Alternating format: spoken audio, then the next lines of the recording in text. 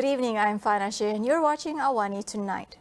The issue of minimum wage will be brought up in the cabinet meeting next month, says Prime Minister Datuk Seri Anwar Ibrahim. He says he aims to find a solution to the issue once and for all. Kita akui pertama, upah pekerja di Malaysia ini harus ditingkatkan. Saya tidak mau majikan, pakar ekonomi atau menteri mempertikaikan ini. Ini kenyataan kita harus terima.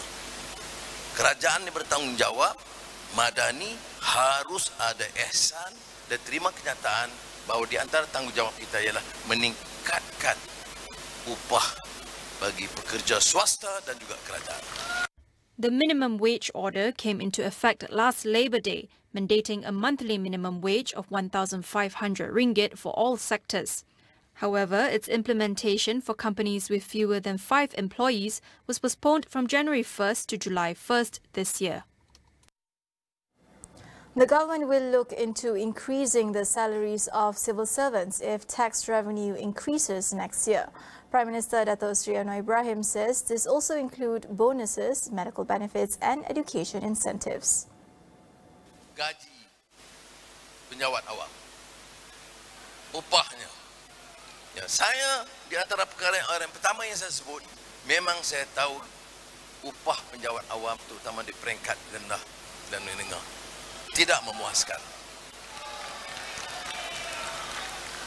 Sudah sampai ketikanya kita buat penilaian dan kajian semula.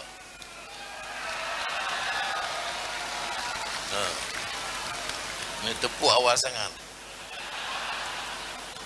Dan ini jaminan saya, sudah. Sebagian sudah kenal saya dan kenal rakan-rakan saya. Dan kita bagi komitmen.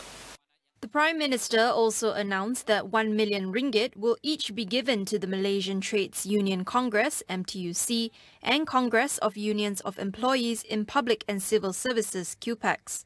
He said the allocations were for both groups to improve their administration. What else can be done to further the struggle for workers' rights in Malaysia? We speak to the President of Malaysian Trades Union Congress, MTUC, Muhammad Effendi Abdul Ghani, about the announcements made by the government on Labour Day and other measures that they could explore for the workers' benefit. In view of the MTUC, I think for the continued improvement, I think what we need to reform the minimum wage because, we have implemented minimum wage since 2013 until today, but I think it's right time now. I think the government should be reformed, or how we can migrate from the minimum wage to the progressive wages or living wage. There's more. I think it's more fair to the workers. There's even we have the implemented minimum wage now. We can see that a lot issue on the discriminations. A lot of issue on the mismatch on this working condition in our country, but if we migrate from the minimum wage to the progressive wage, I believe that we can avoid a lot of issue of the discrimination. And it's very fair wages for the workers, and it also is go on the right side, right track to be the living wage in our country. Effendi also welcomed the government's move to amend the process of recognizing workers' unions. This is really important because to establish the unions, we can have established the unions, but at the same time, we need the recognition by the governments. So I think to make most of difficult now, the difficult of the unions now, because once the employer against on the recognitions, this is things that I think is very good, and I think with this this movement by the government, I think we can establish more unions, and recognition is very easy for the unions now. Effendi highlighted 3 key areas the government can focus on to improve workers' well-being. We have 3 pillars that the government needs to look in, because first is about the salary, and second is about the social protections. We can enhance the social protections, and third one, how we need to prepare the work during the retirements. So the minimum wage or the progressive wage is the who are starting to work. And for the social protection, who are now working in working conditions. And third one is the pension for the private sector. I think these 3 elements, I think you really need to focusing on this because I think when we focus on this alignment, I think we can eliminate all the issue on our country regarding on the welfare benefit of the workers. So I think that it's also for the well-being for our workers in our country. So it is also in line to the Malaysia Madani concept. So I believe that if the governments are really ready to consider or ready to discuss about these three things, I think it should be okay. It should be very good for our country. Malaysia has climbed up 6 ranks on the 2022 World Press Freedom Index by Reporters Without Borders. Currently ranked 113 out of 180 nations, the country occupies the highest position within the ASEAN region. Malaysia was positioned ahead of Thailand, which ranked 115, Indonesia 117, Singapore 139, Cambodia 142, Brunei 144, Philippines 147, Laos 161, Vietnam 174 and Myanmar 176. In response, Prime Minister Datuk Seri Anwar Ibrahim said the government was committed to ensuring freedom of the media. He said this was in addition to guaranteeing that the process of check and balance continues to function effectively. In other news, former UMNO veteran and Cabinet Minister Tan Sri Anwar Musa is set to join PAS. According to its Secretary General, Datuk Sri Taqiyuddin Hassan, Anwar is among some 20 former UMNO members that have requested to join the Perikatan Nasional Coalition. Anwar, who was Keteria UMNO Division Chief, was sacked from the party last December for indiscipline. His entry into PN follows that of former Selangor UMNO Chief Tan Sri Noh Omar, who yesterday confirmed he would be contesting as a PN candidate in the upcoming state polls. Taqiyuddin added that offers to run as PN candidates in the state elections will only be raised after the new members are officially recruited.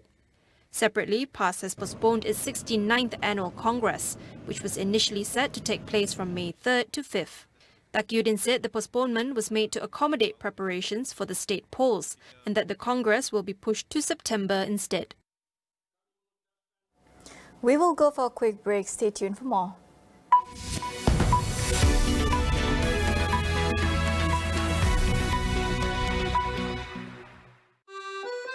Bombastika raya raya kita gembira. Bombastika. Assalamualaikum. Hai, saya Idris Brown. Di kesempatan ini saya ingin mengucapkan selamat Hari Raya Aidilfitri kepada semua dan saksikan saya dan rakan artis dalam konsert Bombastika Raya di Astro Go, okey? U Mobile kini ada jualan Bombastika Raya 5G. Adanya peranti 5G percuma serta Ultra Hotspot sehingga 1000 GB. Layari u.com.my sekarang.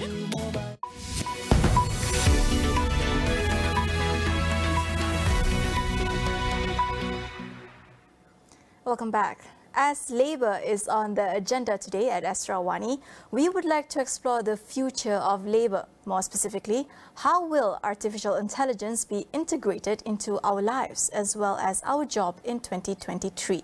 Here is a simple explainer presented by AI. Artificial intelligence has been the subject of much hype in recent years, but what can we expect from the technology in 2023? Here are the key developments to watch out for. As AI became more integrated into our lives, there is a growing need for ethical and regulatory frameworks to ensure that the technology is used responsibly and safely. Other than that, automation will continue to be a key area for AI, with industries such as manufacturing, logistics, and healthcare increasingly turning to the technology to streamline processes and reduce costs. AI will also play an increasingly important role in assisting human decision-making, particularly in complex areas such as finance and healthcare. Advances in natural language processing will enable AI to better understand and interact with humans, leading to more advanced virtual assistants and chatbots. Last but not least, AI will be increasingly used to address global sustainability challenges, such as climate change and resource depletion, by enabling more efficient use of resources and smarter decision-making. While these developments offer exciting opportunities, there are also concerns about the impact of AI on jobs and privacy. As such, it is important that these issues are addressed through careful regulation and ethical considerations. Overall, AI is set to continue its rapid development in 2023, with the technology increasingly being integrated into our daily lives and transforming industries across the board. Workers and activists around the world mark Labour Day or May Day today with rallies calling for higher salaries, reduced working hours and better working conditions. In South Korea, tens of thousands of people attended various rallies in its biggest May Day gatherings since the pandemic began in early 2020. The two main rallies in Seoul, the South Korean capital, were estimated to have over 30,000 people involved each. Rally participants in South Korea accused President Yoon Suk-yeol of clamping down on some unions, demanding for more transparent accounting records of labour unions and an end to alleged illegal practices by some union members, especially those in construction. Meanwhile, according to the Confederation of Indonesian Trade Unions, about 50,000 workers took part in the May Day marches in the capital Jakarta, representing 32 labour unions. Rallygoers demanded the government to repeal a job creation law they argue would benefit businesses at the expense of workers and the environment. Over in Cambodia, hundreds of workers rallied for better working conditions and higher pay, many of whom were from the garment and construction industries. The minimum wage for garment industry workers in Cambodia is set at $200 per month. Activists are pushing for a higher margin. In Taiwan, workers took to the streets to protest against President Tsai Ing-wen's labour policies, putting pressure on the ruling party ahead of the 2024 presidential election. A group of medical workers who were seen wearing full protective gear held placards with messages calling for subsidies. May Day or Labour Day, which falls on May 1st, is observed in many countries as a day to celebrate workers' rights. Philippines President Ferdinand Marcos Jr. said China has agreed to discuss fishing rights in the South China Sea amid increasing tensions in the region. He is pushing for the adoption of a direct communication line between Philippines and China to avoid further maritime confrontations. Marcos said he had asked the Philippine Coast Guard and the Department of Foreign Affairs to put together a map of the fishing grounds to be presented to Beijing.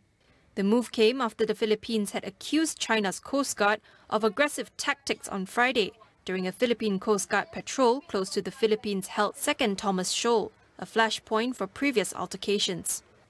China claims sovereignty over almost the entire South China Sea, with a reference to a 9-dashed line on its maps that stretches more than 1,500 kilometers of its mainland and cuts into the exclusive economic zones of Vietnam, the Philippines, Malaysia, Brunei and Indonesia. An international arbitral ruling in 2016 dismissed that line as having no legal basis. Beijing had said it was willing to handle maritime differences with countries of concern through friendly consultations, though it has warned against Washington's interference in the matter. Clashes between rival military forces in Sudan has entered a third week with hundreds of people killed and thousands more wounded. Fighting was heard in Khartoum early on Monday despite a supposed ceasefire extension and a warning by the United Nations of humanitarian breaking point. The sound of artillery, airstrikes and anti-aircraft fire was audible in the capital Khartoum. Long simmering tensions between the Sudanese army and the paramilitary Rapid Support Forces (RSF) erupted into conflict on April 15th. Both sides agreed on Sunday, April 30th, to extend a much-violated humanitarian ceasefire that had been due to expire at midnight for a further 72 hours, a move that RSF said was in response to international, regional and local calls. The fighting has pitched Sudan towards a civil war and sent tens of thousands of people fleeing into neighboring countries. Foreign governments have scrambled to evacuate their nationals amid warnings the country could disintegrate, while those who stayed suffered from limited to no access to food, water and electricity. The United Nations World Food Programme said on Monday it will immediately lift the suspension of its operations in Sudan that was put in place after the deaths of its team members due to the clashes. That wraps up AWANI Tonight. I'm Fana Sheikh. We'll see you again.